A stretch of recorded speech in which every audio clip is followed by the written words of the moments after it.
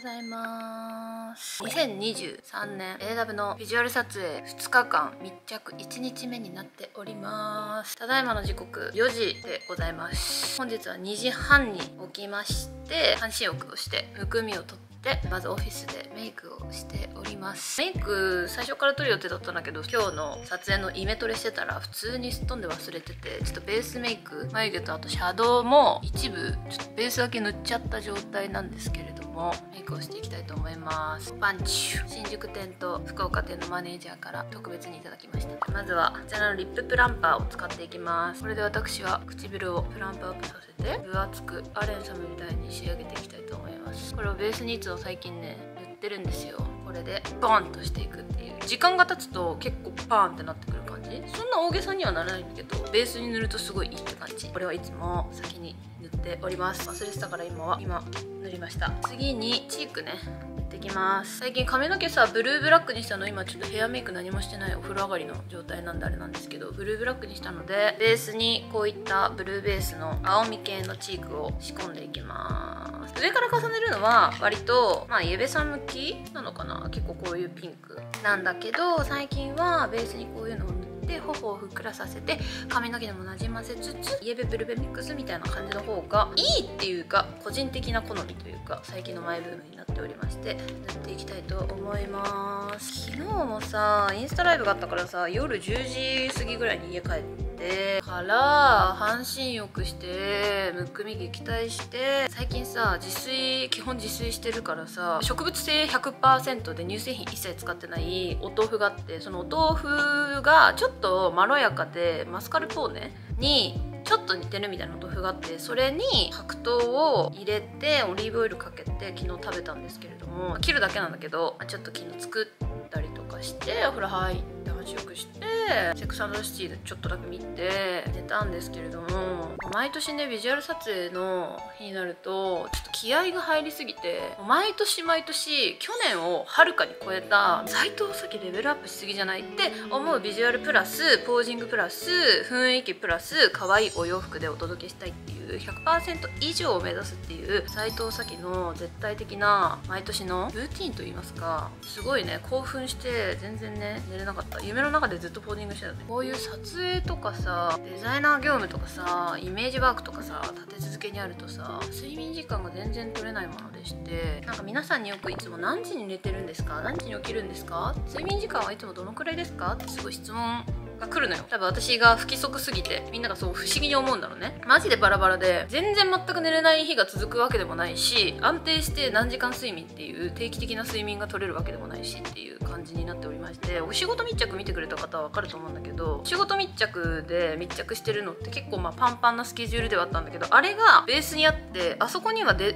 スクワークっていうものが組み込まれてないの。あれにプラスしてセレブのコスメの開発のイメージワークと次どうしていくとかっていう来年再来年とかのものを企画していたりとか、撮影のイメージだったりとかを細かく考えていたりとか、クリエイティブの部分を考えたりとか、あとはデザイン業務、毎月ダーリチって50型ぐらい出してるのはびっくりなことに週に2回新作があって、毎月50型をずっと出し続けているのね。デザインしますっつってさ、時間のもう設けてたとしてもさ、その時間で終わるわけではないじゃん。もう出なかったら一生出ないし、出る時はスラスラ出るしみたいな感じで、お仕事密着の日プラスデザイン業務とクリエイティブの業務が組み込まれてくるっていう感じになりますので、締め切りがね近い日とか企画会議のデッドが近い日とかになると睡眠時間が取れなかったりとかするんだけど、でも逆に寝れる時とか早く帰れる時とかは全然普通にフリーダムにしているので、好きなことやってるから全然苦ではないんだけれどもっていう感じのスケジュールになっております。お仕事密着見てさ、なんかすごい大変そうみたいな、見てて疲れるとか言われるんだけど、やってるこちらからとするとすごくエキサイティングで毎日違う出来事が起きて、すごく濃厚な人生を送れてるなっていう感じになって、チークを塗っていきたいと思います。チークはこちらハートパーセントですね。朝からどんだけ喋んねんって感じなんだけど、最近は私パフで塗るのが好きでございます。で撮影メイクなので、今日ムービーも撮るし、ちょっと薄暗い感じでフラッシュで焚いてみたいな感じの秋っぽい感じの撮影になるので、画面越しでドヒャコーって思ってもライトで全て消えますので、ちょうどいい感じになっていくっていう感じになりますので、皆さん驚かないでください。ほらちょっとさ、ベースにさ青みがかったやつをさ乗せてるからさ、ちょうどいい感じにさ、いい感じになるんだよね。ちょっとブラシに取って目の周りに塗っていく。この目のくぼみとかさへこむじゃん、年齢重ねると。さっとピンクで軽くね描いてあげるとちょっとふっくら見えると思ってます。口元とかほうれい線のところらへんとか、別にそんなにめっちゃピンクになるわけじゃないから血色プラスみたいな感じ。ここにちょっとピンクを忍ばせてですね、今ここだけシェーディングしてるでしょ。でこうやってぶった切ってるでしょ。でここに赤塗るでしょ。こことここにハイライト塗るでしょ。そうすると鼻がちょっとチュンと上がって見えるっていうか、ちょっと幼い印象になる。シェーディングで顎をこうやってやるよりもチークでこうやっ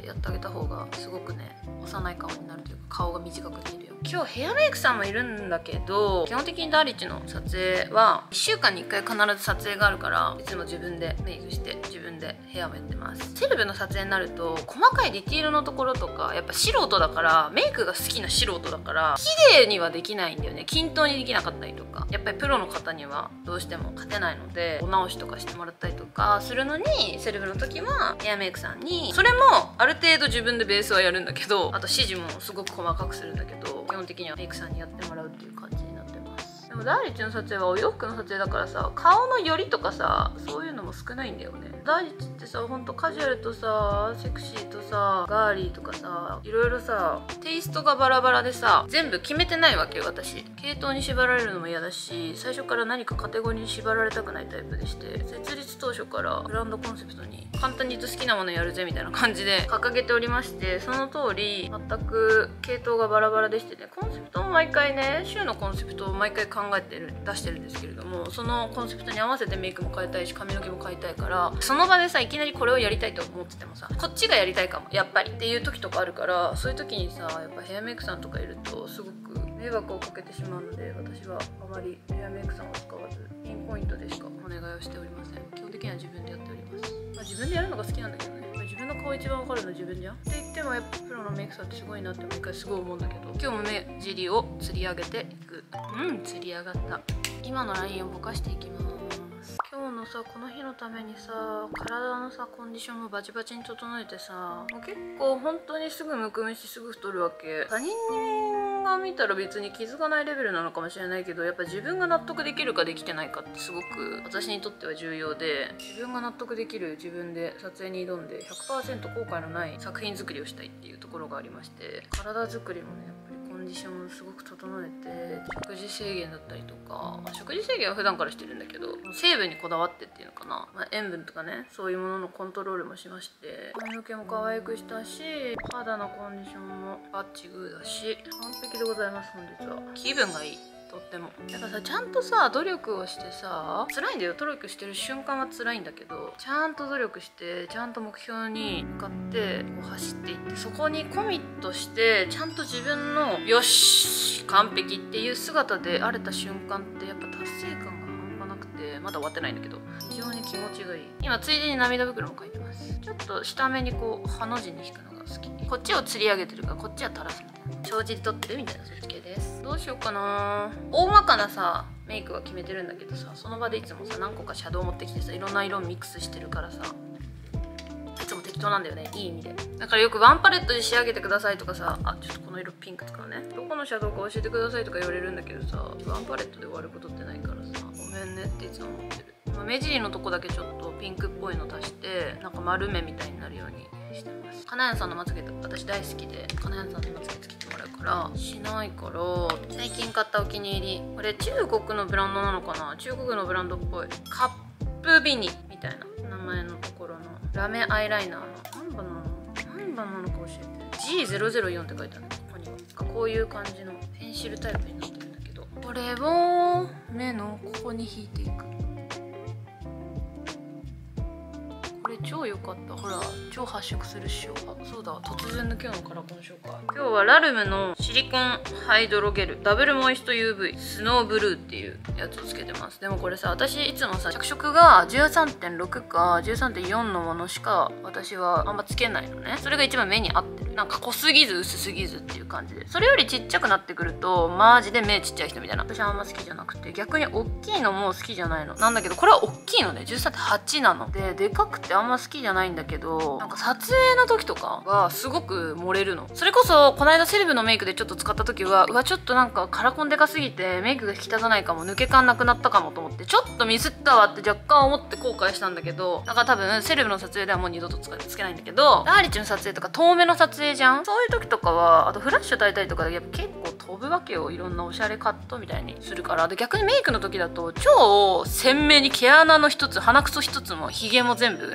産毛も全部映るぐらいめっちゃ近くで撮るから、で動画とかも生の質感で撮るからさ、そのラメとかが見やすいようにね。だから近くに寄った時に目ってなるわけ。だから若干ねボケてるぐらいの薄いナチュラル系のカラコンの方がコスメ系の撮影はすごい漏れるんだけど、個人的な見解です。ラーリッチの撮影は近くに寄らないし、さっきも言ったんだけどパート2遠目だから、もう本当にって感じだから、ってなった時にすごい顔がはっきり見えるんだよね。映えると言いますか。あとおしゃれ系のライティングが多いじゃん。ライティングも毎回変えるんですよ。どういうそのコンセプトにするかによって、フラッシュバーンって当てる系か柔らかくする系かとか毎回違うから、そういった時にこういうカラコンとかつけてると目がはっきりしてすごい漏れるっていう、簡単に漏れるっていうところがありまして、本日はこちらをつけております。ラーメンつけていくペリペラの02番のこのピンクちゃん使います。さっき引いたペンシルはちょっと白っぽい系のラメのやつなんだけど、ちょっとピンクの方が馴染みが良いので、私はこの上にピンクを重ねて、最近ここのくの字も白系のハイライトじゃなくてさっきのペンシルで引いてクッみたいにするのが好き。私にとってこの女神スポットですごく重要。ちょっと今日は後で立ち上げの写真だし、ちょっとパールとかつけちゃおうかな目頭にとか思ってるんだけど、まあ一旦ちょっとこのままで行かせてもらってます。で目尻にさっきのピンクまたつけていきます。手の際黒目の下だけで、そのままちょっと眉毛に目尻だけ出していく。 OKOK いい感じ。ほらリッププランパーすごくない？結構感じになるでしょ。最近はギラギラハイライトっていうよりはこういうマット系のハイライトにハマってます。ちょっと読めません。ちまげみたいなやつの02番、これのさっきの白いところを取りまして、チークの下とかほうれい線の下とかあたりからこうやって上げてくる。そうするとほうれい線も飛ぶし、頬がちょっとふっくらとする感じがおでこのこの中心、ちょっと平たいブラシにチェンジして、涙袋が入ったところの下、目のくぼみのところ、今まではギラッギラなやつやってたんだけど、最近マット系のこういうのが好きで、鼻のところもちょっと付け根太め。1週間前までさ細めが好きとか言ってたらまた太めに戻るんかいって感じじゃない。鼻のこれは横目に、撮影の時はなんかちょっといろんな角度から撮られるから、ちょっとそれを気にしながらねつけていく。眉毛のと上で最後に鼻の先。見て、真ん中折れちゃったの。本当はね昨日ね撮影前に、AW の撮影なので秋ネイルにしようと思ってたんですよ。そしたら私すっかり日にちを間違えておりまして、で行けなかったっていう、どうしても今から行けませんかみたいな、全然仕事のスケジュールと合わなかったので時間が断念しました。なので今日はちょっとあまりここを見せないこうポージング感じでやってまいりたいと思います。でも明日も撮影あるから、今日撮影終わった後に2時間半ぐらいかけて群馬まで行って、群馬から帰ってきてからネイルに行って、そこを直しに行って、明日の撮影では AW ネイルになってるという感じになっております。私としたことがね大失態でございます。本当に中指だけ折れてるからハイライトが非常に塗りやすいっていうポジティブな選挙。つなげちゃおうかな。ちょっと照れてるみたいな感じで、ちょっと今薄めなんだけど、またライティング見ながらいじってまいりたいと思います。ちょっと粉最後に一応振っといて、これパーフェクトダイアリーです。超粒子細かいからさ、この間も紹介したと思うんだけど YouTube でパーフェクトダイアリーの店員さんの TikTok かなんかが回ってきたんだけど、水にパシャってやっても粒子細かすぎて大丈夫らしいよ。何が大丈夫なのって感じなんだけど、ただねちょっとやっぱ乾燥するね。リップはいろいろ持ってきたんですよね。アミューズのこれと 4U2 みたいなこれと、あとアミューズのまたこれとロマンドの33番っていう感じでいろんなカラー持ってきました。どうにでもできるように、ひとまずでもこれどっちかつけてみようかな。これもこれもさ、両方さ、気づいたらだよ、全色持ってた。全色買いしちゃうんだよね、気づいたら。だから持ってないコスメなくなってきた。最近マジ本当に家の中がオリーブヤングみたいになってきたし、とりあえずロンマンだな。届いてから一回も使ってないから使ってみようかな。ちょっと紫系ね、かわいい。可愛くない？この絶妙な発色はカメラに映ったら撮影だとちょっと微妙そうだな。口色の血色ない人みたいな人だ。肉が抜いたら可愛いけど、これはプライベート使いって感じだな。撮るんだみたいな。マミュー塗ってみよう。これも暗いんだよな、きっと。暗いね。違ったかも今日。また撮るんだみたいな。試すことは必要ですから。多分これだな。これですわ。これをベースにつけといて、後からグラデでコーデに合わせて赤にしてみたり暗くしてみたり、さっきの足してモーブ系のカラーにしてみたり。ひとまずこれ髪の毛とまつげはかなやんさんにやってもらうので、一旦メイクは以上って感じになるかな。シェーディングしていくか。ロマンドじゃねえわ、ベージック削ってく。また多分後で首元とかいろいろ多分シェーディングしたりとかしてくれると思うんですけれども、一旦メイクはひとまずこちらで終了となります。そんな感じでちょっと撮影現場に行っていきたいと思います。ベースはこちらで行かせていただきます、ね。ニコニコ分厚めリップって感じで、こういう字でこの鼻先とマットにはまってる。そうなんですよ。これはちょっと間に出てしまいそうだけど、これ自分でやっちゃいます。ダメ。先生ありがとうございます。でも涙袋は良さげですね。はい。このままで大丈夫です。まっすぐね。はい。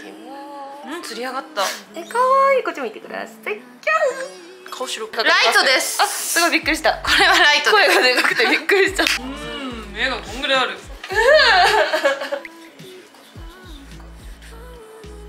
黒だな。この辺だけしかします。今こっちにもハマってるんですけど、前の方が優しいかもしれないです。でもこんぐらいで。そしたらじゃあここで調整します。良さげです。はい、良さげです。また白くしたらアームカバーつけます。寝られてる。気持ちいいです。気持ちいいです。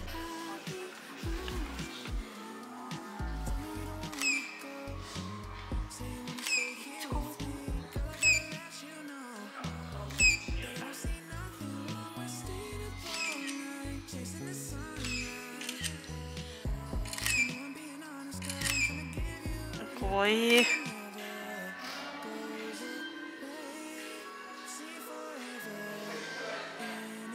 よし、オッケー。Yes。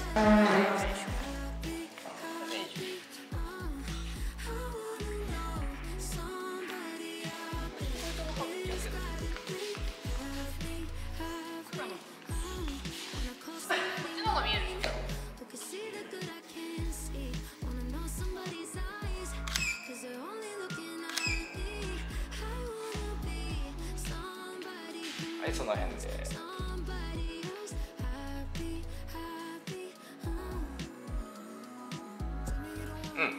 オッケーです。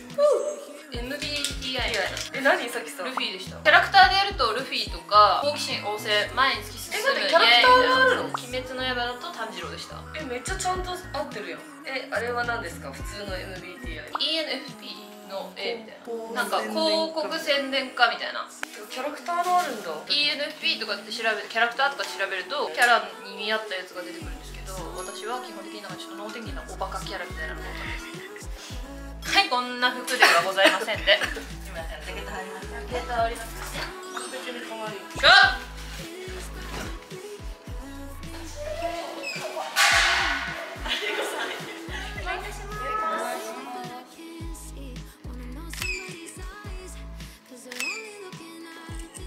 可愛い。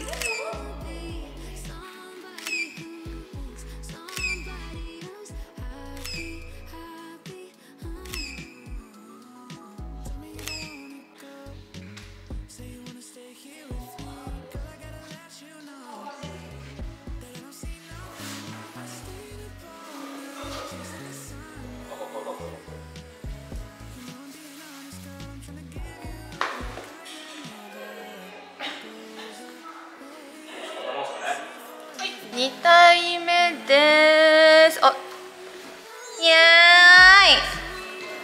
カシャ。2体目のヘアメイクはちょっとジャケットのかっこいい系のショートジャケットなので、私の大好物の花火ヘアに前髪1本垂らして、両サイドちょっとハンコックみたいな感じで現代版ハンコックにしてみました。でリップはちょっと深めの赤でジャケットに合うような感じで一食い深めレッド系リップにしてもらいました。超可愛くない？無理？可愛い。ちょっとルセラフィムみたいな、宮脇さくらさんみたいなっていう感じになっております。普通に野菜適当に買って切って入れる方がやっぱり全然よくて、なんか色変わらないじゃないですか。コンビニのサラダとかって時間放置しててもやっぱそういう着色料が入ってるからすごい体に逆に毒なんですよ。今までコンビニのサラダとか食ってたら絶対時よりも今の方が圧倒的に同じものとか同じ量食べてるのに、体が軽いし痩せた気がします。さらにあと肌もなんか調子いい。やってみなかったら分かんなかったですけど、なんか違うみたいです。これ今上着てらっしゃいますはい、よね。着てらっしゃいます。一瞬取ります。はい、前髪のちょろげの出方いい感じです。はい、はい、つけます。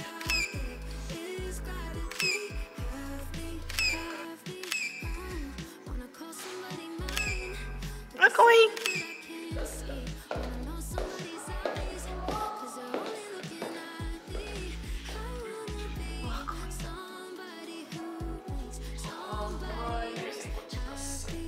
そうかわいい。よし OK かな。おお、今いいんじゃな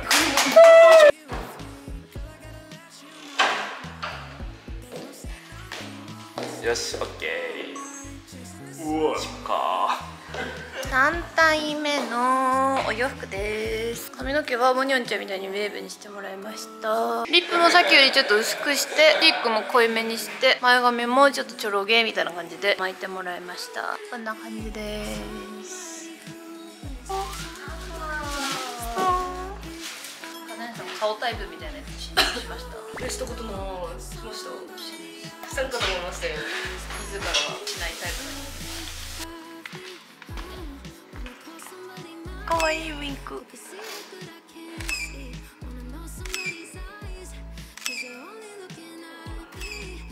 お願いします。かわいいです。すっごくかわいいです。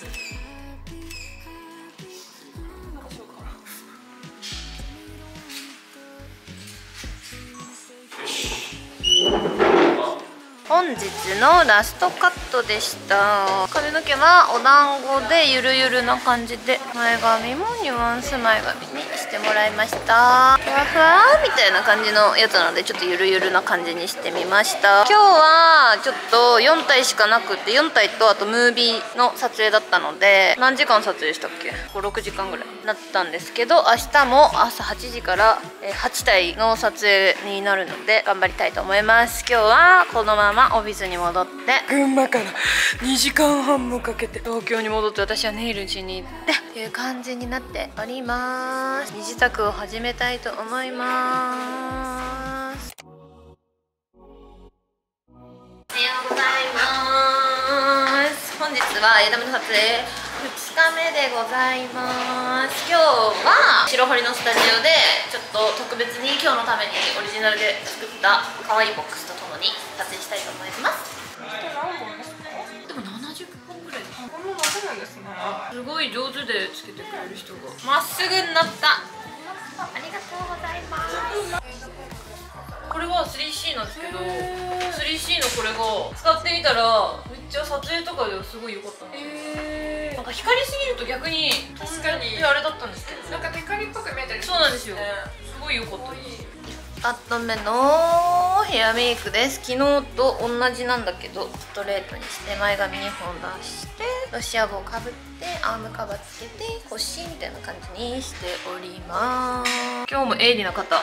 あ、そう、今日のつけまつげは自分でやったんですけど、一本一本の束感まつげを上もつけたし下もつけて、ちょっと今日はドーリーな撮影なのでハイライトはマットにしてお人形さんみたいな感じにしました。カラコンは昨日と違うんだけど、昨日のやつの種類のブラウン。こっちはこれにしようかな。正面で撮る。両方撮るんですよ。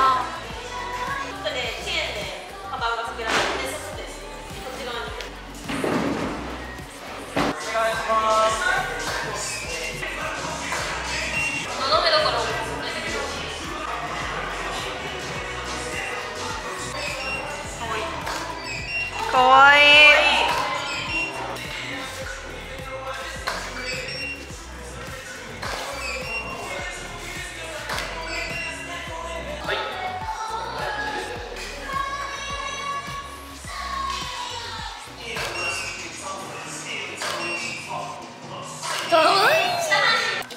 コーデ目です。私の一番お気に入りのトップスの星のトップスにアームカバーをつけて、チェックのベージュのスカートで、今年トレンドのダブルベルトをちょっと女の子っぽく細ベルトに仕上げて、ダーリッチらしい女の子らしさとカジュアルミックスしたコーディネートしてみました。あとファーでちょっと冬っぽさみたいな、ご近所物語みたいな感じの厚底ヒールに可愛い感じにしております。ノンジョンミョンさんのトーンアップベースはいいですか？下地は使ったことないの。もういいって聞くよね。ツイッターでもね。粉は全部使い切ったぐらい良かった。これいります。これはなくします。マジでさ、この辺になってくるとさ、こすりが恐怖すぎてさ、昔そんなこと一回も考え、なんか言われてはいたけど、考えたことなかったけどさ、年々目尻のシワとか気になってくるから、もう私もうタオルなんかで顔拭けないですもん。買いました。フェイスタオル用のやつで1回だけこうやってやって終わり。あとは自然乾燥。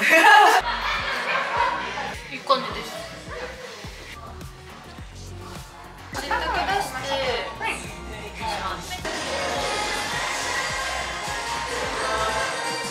踊れちゃうバービー。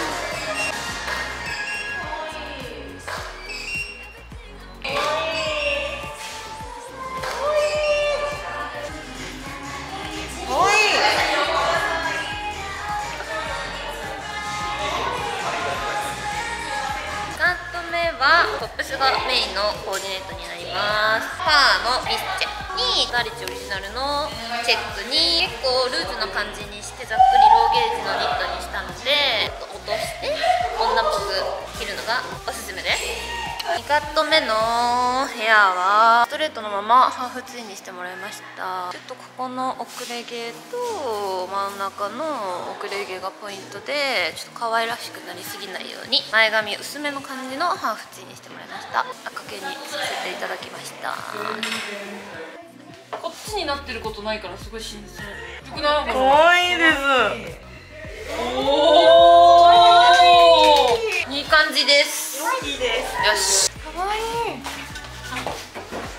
ダンス踊る今から。ダンスダンスダンス。でも可愛いブラックリップだ。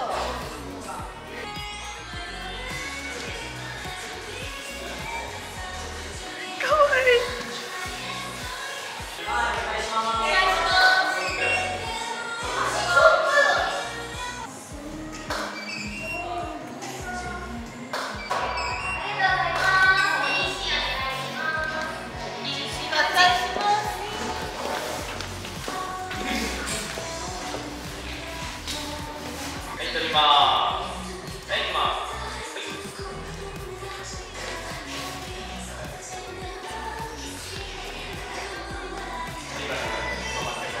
3体目のコーディネートは私の自分が欲しくって作ったジャケットセットアップです。で、裾にパールがついててちょっと前後差があるような感じのデザイン系のジャケットにぴったりめのショートパンツを合わせてます。これもダブルベルトでシルバーにねしてるのがポイントで、男らしい感じのメンズライクのハンサムな四角角系のバックルにしてます。合わせてるのは今季のトレンドのカバー系のブーツになります。かっこよく甘辛でこれも合わせられるように作りました。3体目はジャケットのセットアップでオールブラックのコーデだったので、ちょっと強めな感じでポニーテールでストレートにしてもらいました。で、前髪はちょっと産毛チックな感じ、ハンサムすぎない感じにしてみました。これは私物のチョーカーをつけて、これも私物のキャミを着てみました。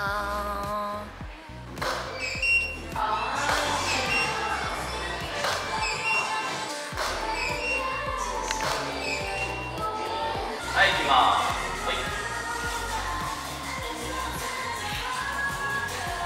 4コーデ目は白のバケハとショートニットにビスチェがセットになってるトップス、もうヘアっぽい感じの柔らかいニットを使ってて、ちょっとざっくりローゲージ編みにして肌が透けてるような感じに作りました。中はレースの素材のベースにゴムのところがダーリッチロゴ、パンツはちょっとゆったりめのストレートパンツでゆるく履いてもらうのが今年っぽいかなと。パールもこんな感じでランダムに大小のパール、後ろもこんな感じで終わります。髪の毛はコーデに合わせてウェーブにしてバケハかぶって前のからちょっとちょろちょろってしてる感じのヘアメイクになります。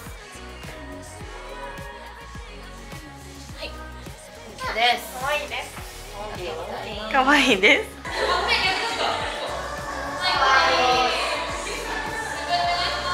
願いします。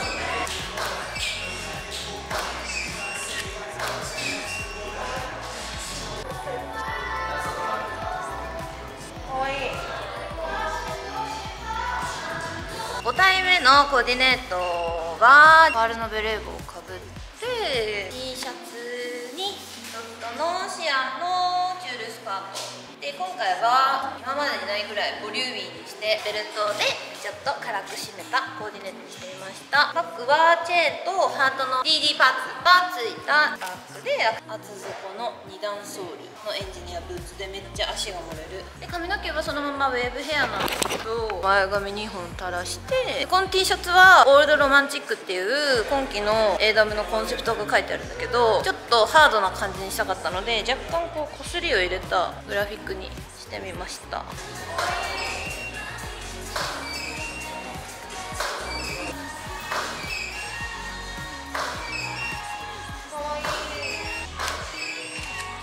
かわいいです。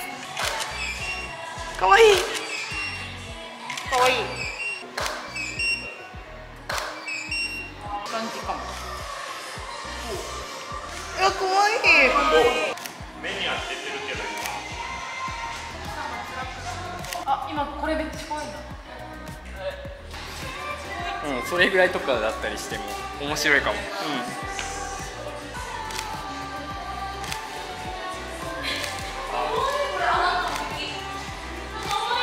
6体目のコーディネートです。髪の毛はウェーブのままなんだけど、白いロシア帽をかぶってチェックワンピを着ております。これは裾にミックスファーをつけて、お靴は毎年人気のダリッチのストレッチロングレザーブーツの改良版。胸元はオリジナルのチェック柄になっています。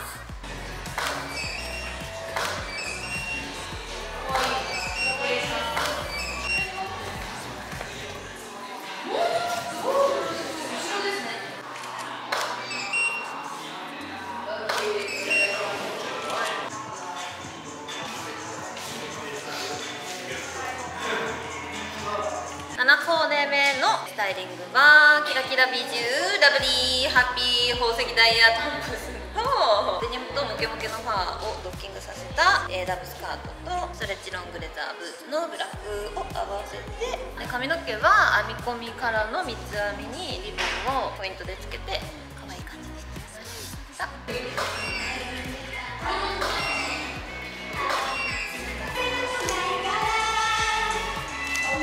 かわいいです。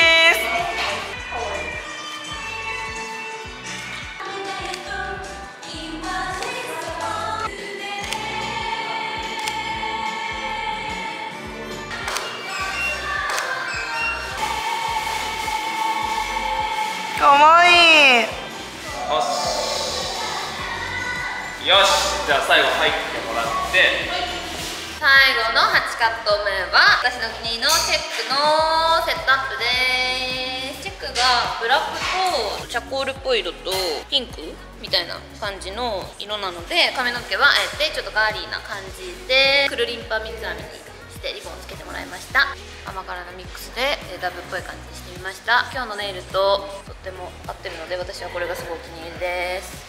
で、今日のメインセットは特大ダーリッチドールボックスです。お人形さんボックスを特大で作ってもらいました。私の身長に合わせて小物が置けるようにドリルみたいなやつでドゥルルルって職人さんたちがやってくれて、横から見るとこんな感じで空洞になってみやーすっていう感じで、ちょっとドール感がある初めてのダーリッチの撮影を試みてみました。本日もお疲れ様さ。本日の撮影時間は当初の予定よりも長引きまして、なんと11時間、8体を撮るために11時間かけて、魂をかけて全力で駆け抜けました。本日は皆さん本当にお疲れ様でした。お疲れ様でした。最後髪の毛可愛くねしてもらって、別にどこにも出かけないんですけれども、ぜひ AW の気合いの入ったダーリッチの可愛い新作、皆さんご覧ください。ということで本日も最後までご視聴ありがとうございました。よかったらチャンネル登録とグッドボタンお待ちしてます。